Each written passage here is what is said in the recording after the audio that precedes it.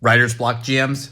Try this. When I'm struggling with trying to write a story, there's always a few things that I make sure I go through, which always seem to help me out. And this is one of them. And that's picking a theme. You can have a whole bunch of different themes over the course of a campaign. You can have one prevailing theme that is the main story generator that you're going for. But then you can also have individual themes for individual story arcs. If you're trying to relay certain information, or if you want them to experience certain emotions, picking a theme for that little side quest or sub-story can be a nice little bit of flavoring for the overall campaign experience. And then once you've decided on a theme, that closes the door on a lot of options. It makes having to sift through all the infinite amounts of information in TTRPGs much, much more manageable because only certain things are going to fit the theme. Now you can really focus your attention and your creativity to trying to illustrate this theme in all of your sessions for this particular part of your story. And this is more than just a surface level spooky or sci-fi or whatever you want, thriller, western. This is also the color palette. This is the sights, the sounds, the sensations that you're going to be describing to your players, the potential encounters, and the pacing of the story itself. For example, if I say steampunk, what immediately comes to mind? Maybe a certain character design or fashion, maybe different types of technology and landscapes. But now what if I said high fantasy?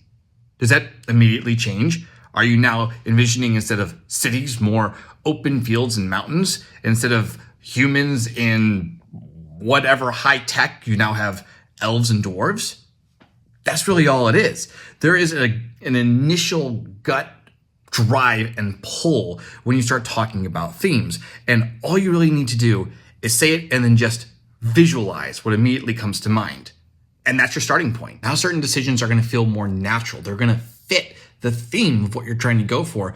And other potentials that you might have been playing around with in your head now seem to kind of be out of place or not the right time or story for them to exist in. And that's fantastic. That's what we're going for. That's your story. Those can always be saved for something later, but now you have something real that you can work off of and build into the type of story you're wanting to tell. And again, don't forget to include those senses. That's going to help you build the environment that you're going to have your story in.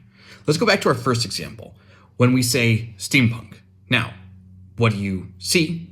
What do you hear? What do you smell? Maybe you see yellows and oranges, maybe smog. Maybe you're smelling smoke. Maybe you're hearing the clang of metal on metal. Now, say high fantasy. What happens there?